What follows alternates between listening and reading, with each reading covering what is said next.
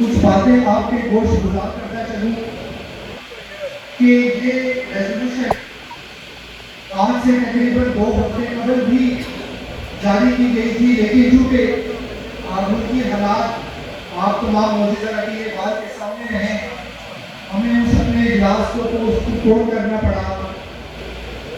जहाँ तक इस इशू की बात है, मैं इस इशू को जैसे कि मैंने ईमान गजाली और हादी अली चट्टा साहब के बारे में कोर्ट के अंदर बड़े बाशिगाफ अल्फाज में कहा था कि हादी अली चट्टा और ईमान गजाली के इशू को इस्लामाबाद डिस्ट्रिक्ट बार अपना इशू समझती है और इस्लामाबाद बार एसोसिएशन ने खुद उस वक्त मैं और मेरी साबका काबीना ने खुद वकालतनामा दायर किया और फिर उस वक्त हमसे पहले कैसर इमाम साहब वकील थे, कैसर इमाम साहब ने रिफ्यूज किया केस प्लीड करने से। फिर वो केस मैंने खुद प्लीड किया और मेरे साथ मेरे सारे मोहतरम बड़े भाई रियासत अली आजाद साहब यहाँ पर मौजूद हैं और इस बात की गवाही देंगे। पुलिस साहब यहाँ पर मौजूद हैं, इस बात की गवाही देंगे। और मैडम हमारी यहाँ पर हमारी बहन बैठी है जजुआ साहिबा, बार में इस केस को खुद टेकअप किया। और फिर आपने ये भी देखा कि जब आप ढके छुपे नाम लिए बगैर जब अदारों की बात करते हैं तो मैंने नाम लेकर ये कहा था कि आप जाकर वहां पे नाम दे दीजिए। और उस वक्त जो प्रोसिक्यूटर यहाँ पर था कि जहाँ पर जिसकी वजह मेरे बड़े भाई जो स्पेशल गुजर साहब ने करवाई कि डिक्टेशन जहाँ से लेकर आते हो उन्हीं को बता दो कि ये बार अभी जिंदा है, ये बार यहाँ पर मौजूद है।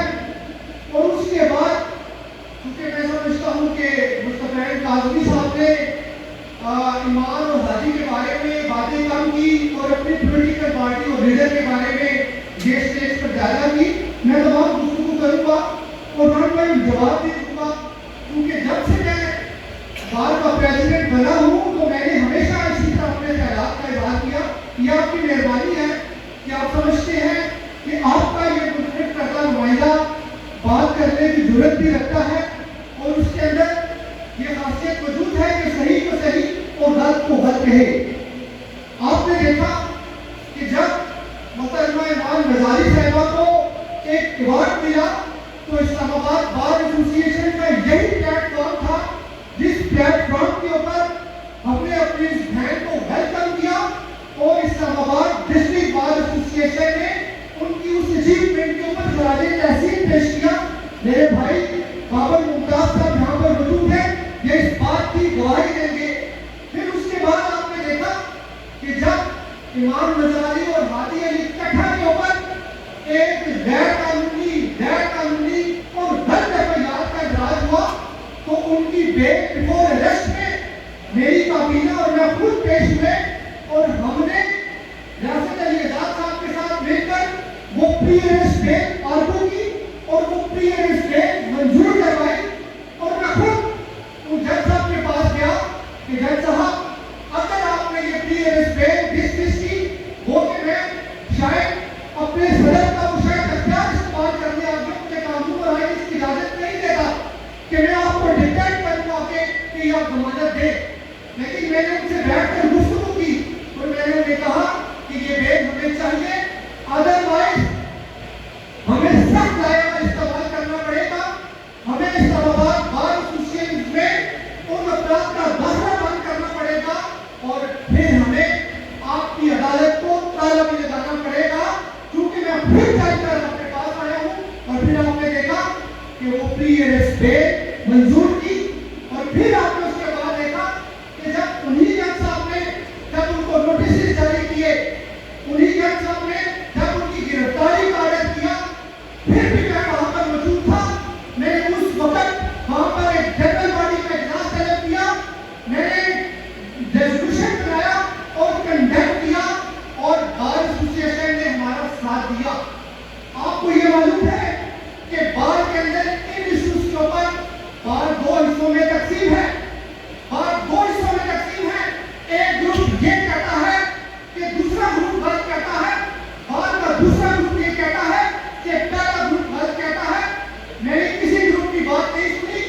मैंने वो रास्ता इख्तियार किया जो कानून, आइन, मेरा जमीन और मेरी कैबिनेट ने कहा, और हमने हाल उस चीज का डट मुकाबला किया। आपने दुरुस्त बात की कि बाद के अंदर जब सियासी माहौल गर्म होता है तो एक साइड के लोग कुछ और कहते हैं और बी साइड के लोग कुछ और कहते हैं। मेरा भाई आसिफ तंबोली यहाँ पर मौजूद है, मेरी इनके साथ मीटिंग हुई और मैंने बड़े भव्य तौर पर कहा कि हम इमाम गजाली और हादी अली कट्ठा के साथ अपने जमीन के मुताबिक, अपने कानून और आइन के मुताबिक खड़े हैं। हम दूसरे धड़े को कैटेगोरिकली बहुत तौर पर वाशिदाफ अल्फाज में सपोर्ट नहीं करते और हमने फिर उसको सपोर्ट किया। आप इससे मजीद एक स्टेप लेंगे। फिर जब 7 केस की FIR हुई तो यही इस्लामाबाद डिस्ट्रिक्ट बार मौजूद थी। और फिर मैं उसी की तरफ आता हूँ जिसकी तरफ मुस्तफा काज़मी साहब ने कहा, काज़मी साहब आपने सियासी तकरीर बहुत अच्छी की, लेकिन ये प्लेटफॉर्म आपकी किसी सियासी जमात पे लीडर को सपोर्ट करने के लिए नहीं बना। मैं हमेशा से ये कहता रहा हूँ कि इस्लामाबाद बार एसोसिएशन का ये प्लेटफॉर्म किसी भी सियासी जमात के किसी भी लीडर को सपोर्ट करने के लिए नहीं है। आप जाइए ना, आप निकलिए बाहर, आप अपने घर से नहीं लेकर निकलिए। देखता हूँ कितने लोग और कितने मुद्दे आपके साथ यहाँ पर खड़े हो गए, एक शख्स भी खड़ा नहीं होगा। और आप शायद ये भूल गए हैं कि जब आपके साथ जुल्म हुआ, जब आपको ज़बरदस्त किया गया, जब आपके साथ जुल्म हुआ तो उस वक्त यही आपके भाई ने आपके लिए सोशल मीडिया के ऊपर पोस्ट लगाई थी। हम किसी से डरने वाले नहीं हैं, हम किसी के सामने झुकने वाले नहीं हैं। लेकिन तनकीद कीजिए, जांच तनकीद कीजिए। यहाँ पर हम किसी के ज़बरी गुलाम नहीं है कि जो आएगा हमारी पगड़ी उछालेगा, जो आएगा हमारे कैरेक्टर के ऊपर बात करेगा। मेरे भाई रुबानी ने बहुत अच्छी बात की। रुबानी साहब किधर है? तकरीर करके चले गए, बैठे हुए। रुबानी साहब आप जब इशू लेकर आए हमारे पास तो सबसे पहले उस वक्त चीफ कमिश्नर और डिप्टी कमिश्नर से किसने बात की? आप गवाह हैं, आपने इस भाई ने बात की। आप ये भी बताइए कि आप ये कहते हैं कि आपके वालिद के खिलाफ हर FIR दर्ज हुई, गलत होगी, हम मानते हैं कि गलत होगी, तो मुझे ये बताइए 12 का रेजोल्यूशन नोटिस किसने जारी किया? कंडेमनेशन मैंने जारी किया, मेरी कैबिनेट ने जारी किया। फिर मुझे ये बताइए उस वक्त के जो डिप्टी कमिश्नर जिसका आप नाम लेते हैं उसको किसने कहा? मैंने कहा। फिर आपने मेरा सोशल मीडिया पे पैगाम लिया, पूरे सोशल मीडिया पे वायरल किया, मैंने पैगाम जारी किया। मुझे ये बताइए कौन सा इशू था जिसमें हमने आपके साथ स्टैंड नहीं किया? लेकिन कुछ मामला अदालत में होते हैं, अदालत उसको प्रोसिक्यूट करती है। आप मुझे कहते हैं मैं जाऊं और अदालत का ताला लगा दूं, क्या वकीलों को ये स्लोप करता है? आपने वकास मलिक साहब, आपने हाई कोर्ट में भी देखा था, आपने चीफ जस्टिस कासी के खिलाफ तहरीक चलाई थी, आपने जस्टिस शौकत अली सदीकी के खिलाफ तहरीक चलाई थी। कितनी अदालतों को ताले लगे? अदालतों को ताले नहीं लगते। हम वकील हैं, हमारा काम है कानून और आइन के मुताबिक रहना। और ये मैं अभी भी आपके साथ रहता हूँ, मैं मौजूदा की कोर्ट को ताले लगाते रहता हूँ। लेकिन अफसोस फिर यहीं पर मौजूद आपके दूसरे भाई कहेंगे कि ये गुजर साहब आपने गलत फैसला लिया है, आपने अदालत का ताला लगा दिया, चले उस इशू को भी छोड़ देते हैं, आप आइए मेरे साथ हाई कोर्ट पर। मैं चीफ जस्टिस ये भी बात बताता हूँ, मैं और मेरी मौजूदा कैबिनेट राजा खबर दनियाल साहब और इमरान कादिर साहब और मेरी वाइस प्रेसिडेंट, हमने chief justice Islamabad high court से मीटिंग की। आप पूछ लीजिए मेरी कैबिनेट है, हमने वाज़ेह अल्फाज में बात की कि ये जो जुल्म हो रहा है, ये तो केस फिक्स नहीं हो रहा हाई कोर्ट के अंदर, ये ना सिर्फ आर्टिकल 10A की वायलेशन है, बल्कि मैं ये समझता हूँ ये इंसानी हकूक के खिलाफ है। जज साहब आप मेहरबानी कीजिए, आप इस केस को फिक्स करवाइए। जो भी कानून और कायदा कहता है, हम वकील हैं, हम कानून और आइन के मुताबिक चलेंगे।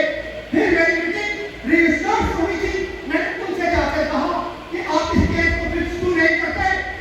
फिर मेरी मीटिंग लॉ मिनिस्टर से हुई, मैंने लॉ मिनिस्टर से कहा कि आप अपना किरदार अदा करें।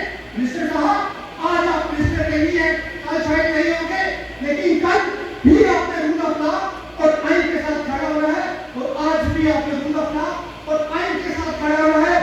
आप इन निगरान को कीजिए, आप हम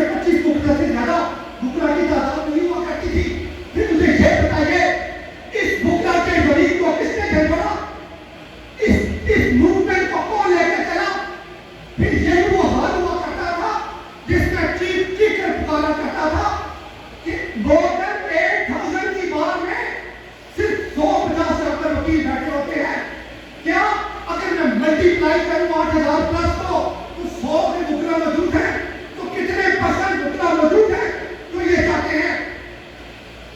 क्यों?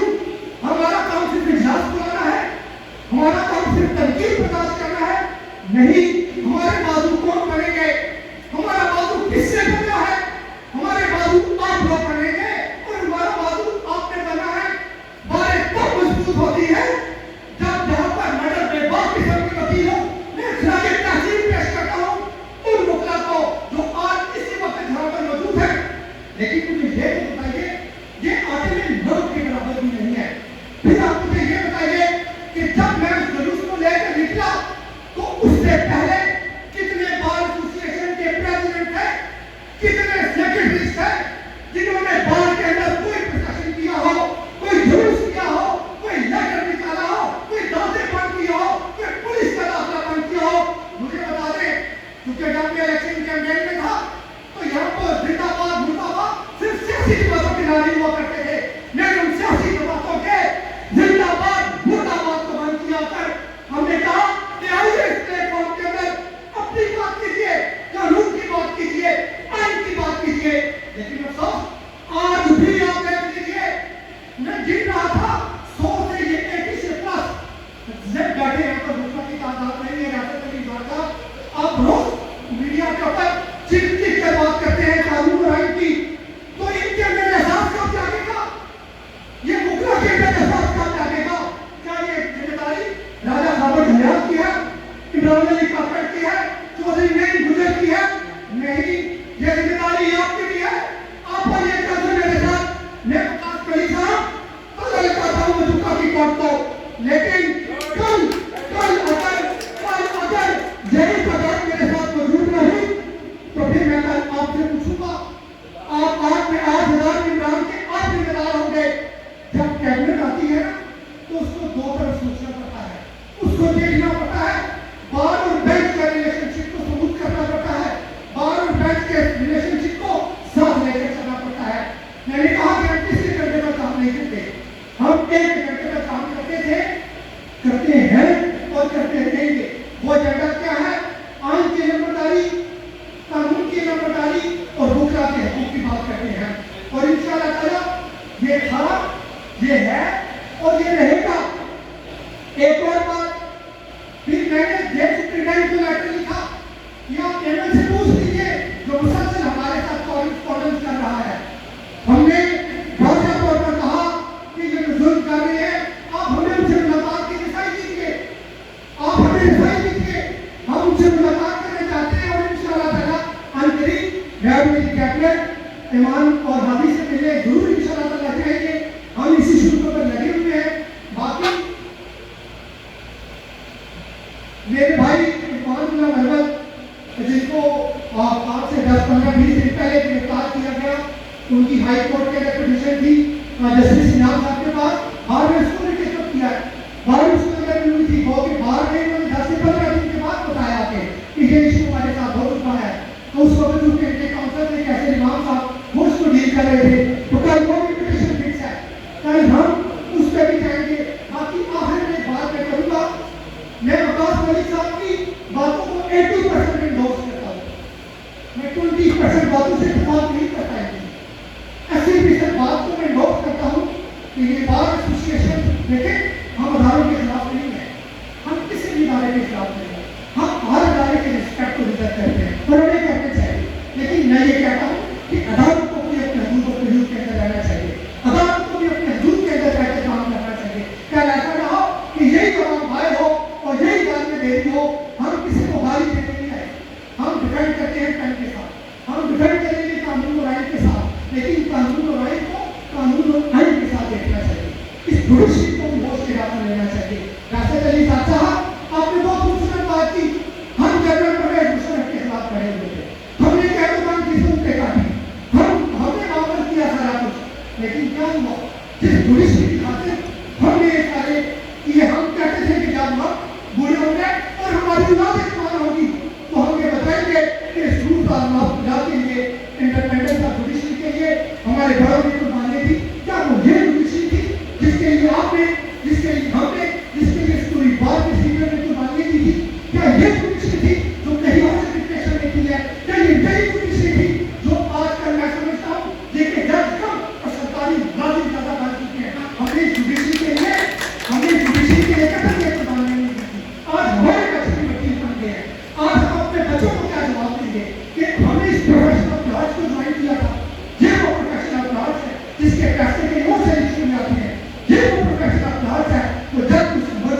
पर बैठता है तो वकील को इंसान नहीं समझता कि ये प्रोफेशनल आर्ट है।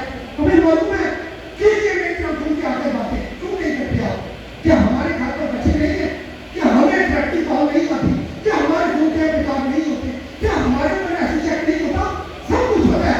इस वक्त भी साल के अंदर 10 से 15 एजेंसी के अपराध बैठे हैं। इस वक्त भी तमाम आपकी कतई निकाल होकर मुतल्लिका नाम पर दान नहीं है। इस वक्त भी आपके तमाम हर एक चीज नोट हो रही है। लेकिन मैं ये समझता हूँ शेर की एक जिंदगी जीकर की 100 साल जिंदगी से बहुत बेहतर है। जो मौत आनी है, जिस चीज को आपने फेस करना है, वो अलग चीज आपके लिए। तो दोस्तों, आज हम एक कमेटी बनाएंगे। उस कमेटी में मैं उन तमाम इंसान को शामिल करूंगा जो हमारे आजादी के लिए, जो हमारे साथ भारत के प्लेटफॉर्म से मिलकर हमारे साथ चलेगी। मैं ये यकीन दिलाता हूँ कि वो हमारे बहन भाई भी हैं, हमारी बात के निर्माण भी हैं, और हम हमेशा उनके साथ थे, हैं और डट कर उनके साथ रहेंगे। Thank you. बहुत शुक्रिया सत्य गौतम चौधरी नेमरी गुज्जर साहब। आखिर में अपने मुतफिका तौर पर इस प्रकार के 5 वचन तैयार करने का प्रयास करते हैं। बहुत शुक्रिया ये कलाकार के साथ पास किया। Thank you. आपका तशरीफ आने का मौका।